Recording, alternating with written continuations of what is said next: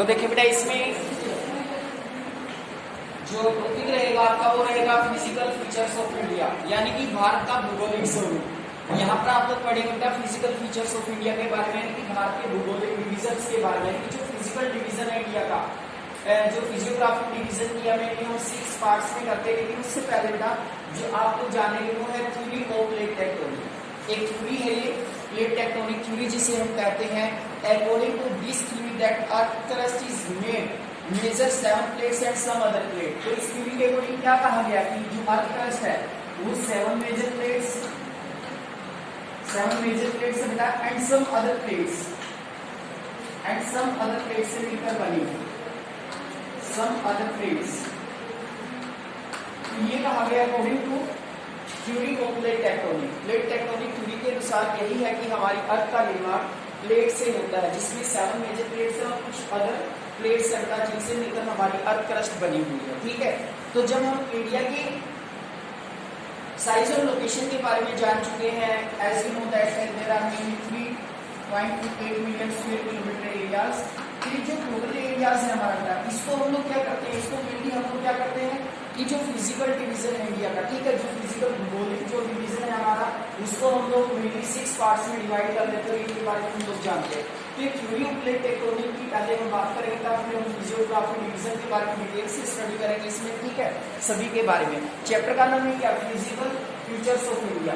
ये वाला टॉपिक है जो न्यू बुक्स आई है, न्यू बुक से इसको रिमूव भी कर दिया गया। कुछ बुक्स उसमें नहीं आते बेटा, लेकिन एमपीएससी के आप लोग पढ़ते हैं तो इसके काफी सारे क्वेश्चन आते हैं, जैसे convergent boundary, divergent boundary, transform boundary, यानी कि जो प्लेट टेक्टोनिक थ्योरी होता है इसके अनुसार अगर हम बात करते हैं तो क्या होता है इसमें कन्वर्जेंट बाउंड्री में क्या होता है, यानी कि जब प्लेट आपस में एक दूसरे के साथ मिल जाती है, कम टूगेदर एक दूसरे को अपनी तरफ अट्रैक्ट करती है। ठीक है, that is called convergent boundary. देख सकते हैं आप इसमें, ठीक है, जो प्लेट्स दिखाई देगा वो एक दूसरे को अपनी तरफ अट्रैक्ट कर रही है। ठीक है, जब अट्रैक्ट करेंगी तो इस तरह का जो कन्वर्जेंट बाउंड्री कहलाएगा बेटा इसे। ठीक है, जो डाइवर्जेंट बाउंड्री होती है, डाइवर्जेंट बाउंड्री में क्या होता है, यानी कि जब प्लेट्स एक दूसरे को धकेलना शुरू कर देती है बेटा, ठीक है ना, एक दूसरे को पीछे करती है। आपने चुंबक देखा होगा, ठीक है, उसके वही सिस्टम होता है, जैसे वो भी एक दूसरे के अगर हम पास लेकर आते हैं, ठीक है, एक साइड होती है जो उसको अट्रैक्ट करती है और एक साइड होती है जो उसको अपोज करती है, पीछे हटाती है। यानी कि उसी तरह से जो प्लेट टेक्टोनिक होती है बेटा, हमारी जो प्लेट्स होती है वो जब एक दूसरे की तरफ आपस में मिल जाती है, एक दूसरे को एक दूसरे की तरफ आकर्षित करती है, that is called convergent boundary करेंगे इसको कन्वर्जेंट में, यानी कि जो प्लेट्स है वो एक दूसरे की तरफ आकर्षित होगी बेटा। लेकिन डाइवर्जेंट में, डाइवर्जेंट का मतलब होता है पीछे धकेलना, यानी कि जब एक प्लेट दूसरी प्लेट को यानी कि डाइवर्जेंट करती है बेटा, यानी कि उसको पीछे धकेलती है, इस तरह की जो मूवमेंट होती है उसे हम लोग डाइवर्जेंट बाउंड्री कहते हैं। ट्रांसफॉर्म बाउंड्री में क्या होता है, यहाँ पर आप लोग देखेंगे कि both plates crumble to each other and coiled, कहते हैं कि यहाँ पर दोनों प्लेट्स आपस में एक दूसरे के साथ क्रैम्बल करती है बेटा, एक दूसरे के साथ, यानी कि वो कई बार देखा होगा आपने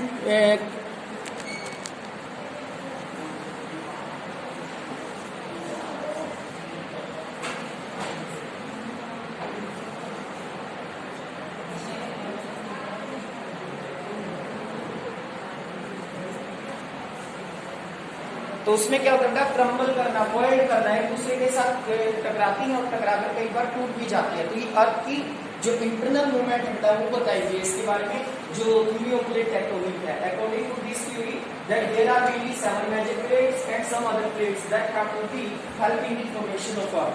ये याद रखना आप लोगों को। इसमें एक अर्थ क्रस्ट है, उसका निर्माण कितनी प्लेट से हुआ है, तो 7 मेजर प्लेट्स था और कुछ अदर प्लेट्स है जिनसे मिलकर हमारी अर्थ का निर्माण हुआ। इसमें तो ये 3 पॉइंट आते हैं, सारे क्वेश्चन इस तरह का आया होगा था। When two plates come together, ठीक है, जब दो प्लेट्स आपस में मिलती हैं, एक दूसरे को अपनी तरफ आकर्षित करती हैं, इस तरह का जो बाउंड्री होती है that is called convergent boundary. Divergent में एक दूसरे को पीछे धकेलती है दोनों प्लेट के डाउन, और जो है यहाँ पर क्या होता है, ट्रांसफॉर्म बाउंड्री में एक दूसरे के साथ कॉइल करती है, एक दूसरे के साथ टकराती है और टकराकर कई बार प्लेट्स टूट भी जाती हैं। ठीक है, जिसे कई बार जैसे कॉन्टिनेंट वगैरह का भी निर्माण करता है। ये ट्रांसफॉर्म बाउंड्री, ये 3 पॉइंट आप लोगों को याद रखना है एमपीएससी पॉइंट ऑफ व्यू से। वैसे कि ये टॉपिक डिलीट कर दिया गया है, लेकिन डिलीट उनके लिए किया गया जो बच्चे सिर्फ बोर्ड्स के लिए स्टडी करते हैं, ठीक है। तो वहाँ पर क्या रखा गया है, फिजिकल फीचर्स ऑफ इंडिया, सिर्फ फिजिकल फीचर्स ऑफ इंडिया। तो मेजर जियोग्राफिक डिवीजन यानी कि इंडिया का जो टोटल जियोग्राफिकल एरिया था 3.28 मिलियन स्क्वायर किलोमीटर, उसको हमने क्या किया है, उसको हमने 6 पार्ट्स में डिवाइड कर दिया। तो जो टॉपिक रहेगा हमारा वो डिटेल्ड टॉपिक रहेगा इन्हीं के बारे में। कौन कौन से 6 पार्ट है जिसमें हमने इंडिया को डिवाइड किया है। सबसे पहले था हिमालयन माउंटेन। मैप आपने देखा इंडिया के मैप के अकॉर्डिंग अगर हम बात करते हैं ईस्ट वेस्ट डायरेक्शन के अकॉर्डिंग भी हम लोग बात करेंगे, ईस्ट वेस्ट नॉर्थ और साउथ।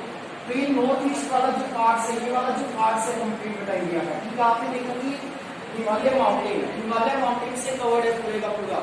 यहाँ पर हिमालय माउंटेन, यहाँ पर तो कल मैंने आपको बताया था कल भी था इसमें कि यहाँ पर हिमालय, तो हिमालय की भी हम 3 रेंजेस के बारे में यहाँ पर कंप्लीट स्टडी करेंगे। तो फर्स्ट इसमें था हिमालयन माउंटेन, तो नॉर्थ में देख सकते हैं आप, नॉर्थ ईस्ट में था। तो कंप्लीट जो है ये नॉर्थ हिमालय यहाँ पर, यहाँ से कंप्लीट कवर करता है, तो यहाँ तक उत्तर से लेकर ईस्ट में चले जाते हैं, तो कंप्लीटली एरिया हिमालय के द्वारा कवर किया गया है इंडिया का। उसके बाद हम चलते हैं इसमें नॉर्थन प्लेन, जिसे हम उत्तरी मैदान कहते हैं। हरियाणा, पंजाब, यूपी, बिहार, यानी कि ये वाला जो पार्ट्स है, इधर से हम स्टार्ट करें तो इधर वाला जो पार्ट्स आप लोगों का बचेगा, हरियाणा, पंजाब, यूपी, बिहार एंड सब part of Rajasthan also included in northern plain. ये नॉर्थन प्लेन में हम लोग इसको इंक्लूड करते हैं, ठीक है। तो ये नॉर्थन प्लेन में आता है। Northern plain is made up with the help of 3 rivers Ganga, Brahmaputra and Indus. 3 rivers आता है जिसे हम हिमालयन रिवर्स भी कहते हैं। आगे नेक्स्ट चैप्टर में भी आप लोगों ने पढ़ा, ये जो गंगा ब्रह्मपुत्र रिवर्स होती है, आप लोग जानते हैं कि हिली एरिया से रिवर फ्लो करके आती है। फ्लो करने के बाद जब फ्लो करते हुए आते हैं, तो फ्लो करने के बाद अपने साथ से फ्लो करने की वजह, तो इससे क्या हुआ, इससे नॉर्थन प्लेन मेडअप हुआ, ठीक है। नॉर्थन प्लेन बना है, इससे उत्तरी मैदान बना है। उत्तरी मैदान को भी हम 2 पार्ट्स में डिवाइड कर सकते हैं, एक बांगर के नाम से जाना जाता है और दूसरा खादर के नाम से जाना जाता है। बांगर एंड खादर, बांगर और खादर के नाम से भी हम लोग इनको जानते हैं।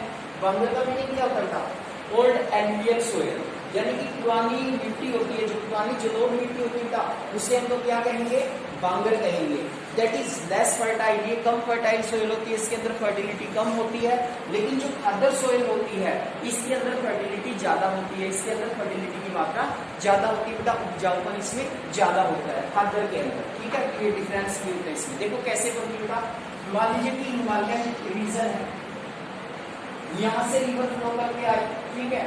फ्लो करने के बाद ये मान लो ये प्लेन आ गया, इसके बाद समुद्र देखकर शुरू हो गया प्लेन, ठीक है।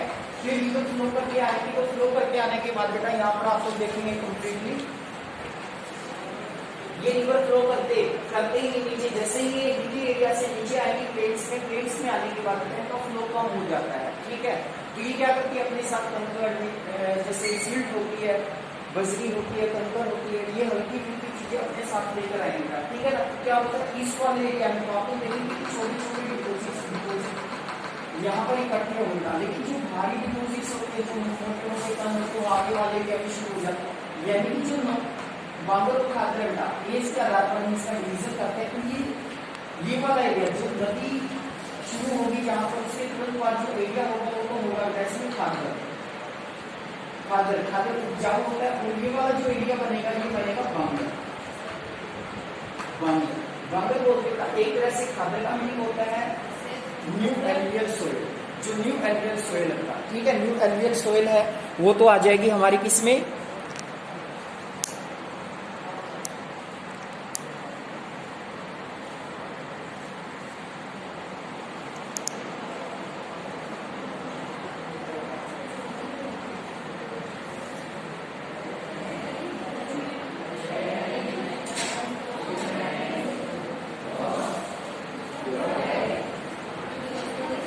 तो ये रहेगा बेटा इसमें बांगर एंड खादर। तो ये बांगर और खादर, तो ये नॉर्थन प्लेन हमारा सबसे फर्टाइल प्लेन माना जाता है, सबसे मोस्ट इंपोर्टेंट सोयल जिसे हम एल्युवियल सोयल के नाम से जानते हैं। सबसे ज्यादा फर्टिलिटी होती है सोयल के अंदर का, और एग्रीकल्चर के लिए सबसे ज्यादा पर्याप्त माना जाता है। Most of the population of India, you can say 40% population of India also lives in northern plain, उत्तरी मैदान में रहते हैं 40% लोग इंडिया के। सबसे ज्यादा फर्टाइल है, सबसे ज्यादा फैसिलिटीज है, transport network system, irrigation system develop बेटा। तो यहाँ पर सबसे ज्यादा पॉपुलेशन भी रहती है, 40% पॉपुलेशन इंडिया के लिए हमारे वहाँ पर है नॉर्थन प्लेन उत्तरी मैदान में, जिसमें पंजाब, हरियाणा, सब part of Gujarat, Maharashtra, Rajasthan that were also included in northern plain में आता है, that is the most fertile plain, सबसे उपजाऊ प्लेन इसको माना जाता है बेटा। यहाँ पर सबसे अच्छी एग्रीकल्चर होती है, यहाँ पर एग्रीकल्चर के लिए जाना जाता है। पंजाब, हरियाणा, यूपी, बिहार आप लोग जानते हैं स्टेट सबसे ज्यादा एग्रीकल्चर के लिए पॉपुलर स्टेट्स होता है। तो नॉर्थन प्लेन के बारे में डिटेल स्टडी करेंगे इसमें। Northern plain is the most fertile plain which is made up of Ganga Brahmaputra river system, where we are talking about the bhangar and khadar. Age के आधार पर अगर हम मिट्टी है ना बेटा, अगर ये मिट्टी के एज के आधार पर बात करते हैं तो बांगर खारगर, बांगर होती है बेटा लेस फर्टाइल सोयल, ठीक है, ओल्ड एल्यूवियल सोयल कहते हैं, पुरानी जलोढ़ मिट्टी, इसके अंदर फर्टिलिटी नहीं होती, उपजाऊपन कम होता है इसके अंदर, ठीक है। लेकिन ये जो मिट्टी है हमारी खादर है, खादर की फर्टिलिटी होती है, ये फर्टाइल होती है, बेस्ट क्वालिटी की सोयल होती है। हरियाणा पंजाब में ज्यादातर जो सोयल है ना वो खादर है, ठीक है। लेकिन राजस्थान में आप लोग देखेंगे कि ज्यादातर डेजर्टिक सोयल है, कुछ पार्ट्स है जहाँ पर खादर सोयल पाई जाती है, ठीक है ना। तो ये कंप्लीट रहेगा अपना नॉर्थन प्लेन के बारे में। उसके बाद फिर द पेनिनसुला प्लेटू, पेनिनसुला का मीनिंग क्या होता है, पेनिनसुला का मीनिंग क्या होता है बताएं? A part of land that is covered by 3 side by water, यानी कि भूमि का वो भाग जो 3 तरफ से पानी से घिरा, उसे हम क्या कहते हैं? पेनिनसुला। तो कौन सा पार्ट है इंडिया का?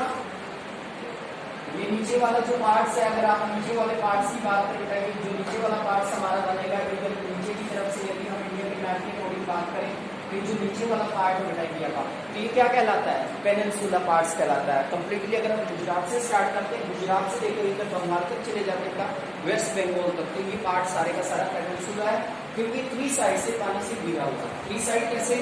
1 साइड, 2 साइड और 3 साइड, 3 साइड से पानी से घिरा हुआ है। ये वाला जो पार्ट है इसको हम पेनिनसुला पार्ट्स कहते हैं। यहाँ पर क्लाइमेट मॉडरेट रहता है। We are talking about the peninsula plateau, peninsula plateaus के बारे में हम लोग यहाँ पर जानेंगे। You have also study about the western Ghat and eastern Ghat, eastern Ghat और वेस्टर्न घाट के बारे में भी इस चैप्टर में हम लोग स्टडी करेंगे, ठीक है। उसके बाद इसमें पेनिनसुला प्लेटू के बाद हम चलते हैं the Indian desert. What is the Indian desert? Thar desert. Where is it situated? Rajasthan. कहाँ पर सिचुएटेड है बेटा? राजस्थान में। थार डेजर्ट ये राजस्थान में है। We are talking about the Thar desert. Less fertility है मिट्टी के अंदर बेटा, ज्यादातर आप लोग जानते हैं वहाँ पर डेजर्ट सोयल पाई जाती है, हैरिड सोयल भी से हम लोग कहते हैं मेनली यहाँ पर, ठीक है ना। तो ज्यादातर आप लोग यहाँ पर जानेंगे इंडियन डेजर्ट्स के बारे में। अगर हम थार डेजर्ट्स की बात करते हैं, there are mainly 12 districts of Rajasthan that we have to include in Thar desert. Thar deserts में हम लोग इंक्लूड करते हैं। वेजिटेबल्स की बात करें, वेजिटेशंस की बात करें, वहाँ पर बहुत ही कम मात्रा में बेटा वनस्पति होती है। वहाँ पर ज्यादातर आप लोग बात करें खेजड़ी है, बसेस वगैरह, झाड़ियाँ वगैरह बेटा, कांटेदार पौधे वगैरह है, ये वहाँ पर पाए जाते हैं इंडियन डेजर्ट्स के अंदर, ठीक है, इंडियन डेजर्ट। लेकिन Indian desert is also called the richest desert of world. Why? What is its reason? Indian desert is called the richest desert of the world. World के जितने भी डेजर्ट है बेटा, उनमें थार डेजर्ट को या इंडियन डेजर्ट को हम लोग एक धनी डेजर्ट कहते हैं, रिचेस्ट डेजर्ट कहते हैं वर्ल्ड के अंदर। क्यों कहते हैं? बाकी जितने भी डेजर्ट है ना, वहाँ पर लाइफ भी आप लोगों को बड़ी मुश्किल से मिलेगी, बहुत कम लोग वहाँ पर आप लोगों को मिलेंगे। लेकिन आप लोग राजस्थान की बात करें, राजस्थान में बहुत सारे लोग रहते हैं, इरिगेशन सिस्टम का भी धीरे धीरे डेवलप हो रहा है। वहाँ पर इंदिरा गांधी कैनल गई है बेटा, जिससे पानी भी वहाँ पर बहुत अच्छी मात्रा में उपलब्ध होने लगा है, ठीक है। और भी वहाँ पे कुछ रिवर्स वगैरह है जो ज्यादातर एमपी से ओरिजिनेट्स होती है, सीजनल रिवर है, बट अकॉर्डिंग टू सीजन उनको वाटर मिल रहा था। कहने का मतलब है कि वहाँ के लोगों में इतना ज्यादा जीवन दुर्भर नहीं है जो अदर संसार के जो डेजर्टेड एरियाज है वहाँ पर बेटा बिजली की व्यवस्था है, पानी की व्यवस्था है। हाँ, तो मोस्टली फैसिलिटीज लोगों को प्रोवाइड की जा रही था। बीकानेर है, जैसलमेर है, बाड़मेर है, सुने होंगे आपने बेटा, ये मेन डेजर्टेड एरियाज है राजस्थान के जो थार डेजर्ट्स का पार्ट माने जाते हैं। आप लोग जानते हैं कि टेम्परेचर भी वहाँ पर बहुत ज़्यादा हाई हो जाता है। खासकर हम लोग बात करें तो बेटा इसमें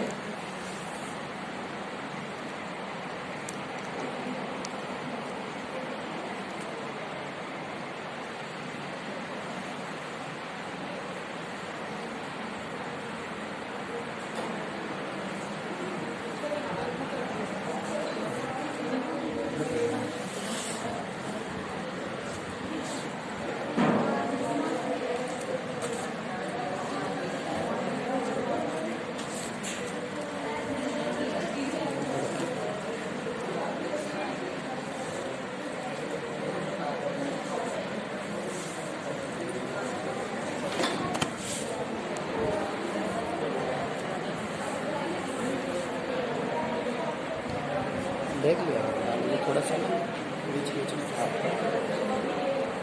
तो ये था इसमें इंडियन डेजर्ट के बारे में भी डिटेल रहेगा। उसके बाद आगे नेक्स्ट जो टॉपिक रहेगा आप लोगों का वो रहेगा इसमें कोस्टल प्लेन, यानी कि जो कोस्टल एरिया हमारा, ठीक है ना, तो ये समुद्र के साथ जो एरिया होगा वो सारे का सारा कोस्टल एरिया है। इसमें ईस्टर्न वेस्टर्न घाट के बारे में आप लोग कंप्लीट पढ़ेंगे, हाईएस्ट पीक की आगे कौन सी है, ठीक है, ईस्टर्न घाट की, वेस्टर्न घाट की, ठीक, कोस्टल एरिया। नेक्स्ट टॉपिक रहेगा इसमें जो लास्ट रहेगा अपना वो रहेगा इसमें दी आइलैंड्स के बारे में, जो आइलैंड ग्रुप है हमारे, ठीक है, आप लोग जानते हैं इसमें अरेबियन सी, बंगा जो लक्षद्वीप आइलैंड ग्रुप है, ठीक है, अंडमान निकोबार आइलैंड ग्रुप है, इनके बारे में हम लोग स्टडी करेंगे। इसमें क्या जा सकता है हमारा इसमें लास्ट आइलैंड ग्रुप्स के बारे में। तो ये 6 टॉपिक रहेंगे डिटेल से, तो 1 बाय 1 हम एक ही के बारे में यहाँ पर स्टडी करेंगे। तो सबसे पहला जो टॉपिक हम लोग लेंगे वो रहेगा हमारा द हिमालयन माउंटेन, यानी कि हिमालयन पर्वत श्रृंखलाओं के बारे में, ठीक है। तो यहाँ पर कंटिन्यू करते हैं, देखिए इसमें the Himalaya geologically young and fold mountain stretch over the northern border of India. देखो बेटा इसमें क्वेश्चन क्या आता है, यंग एंड फोल्ड माउंटेन कौन सा है, युवा बलित पर्वत हिमालय, कौन सा बेटा, यंग फोल्ड माउंटेन हिमालय, युवा बलित पर्वत कहा जाता है हिमालय को, कहते हैं कि जो भारत के नॉर्थ में फैला हुआ है।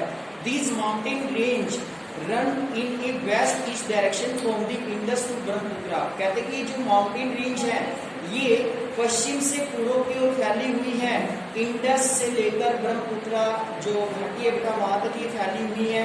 The Himalaya represent the loftiest and one of the rugged mountain barrier of the world, कहते हैं कि जो हिमालय है ये बहुत ही ऊंचा पर्वत माना जाता है बेटा इसमें, और वर्ल्ड के लिए बहुत ही बड़ा बैरियर होता है, रुकावट या बाधा पैदा करता है। ये दूसरा कोई कंट्री का हमारे ऊपर हमला भी नहीं कर सकता, इतना ऊंचा है पर्वत ये, ठीक है, एक प्रहरी का काम करता है ये, हमारे देश की रक्षा करने का भी काम करता है कंप्लीटली अगर हम बात करते हैं।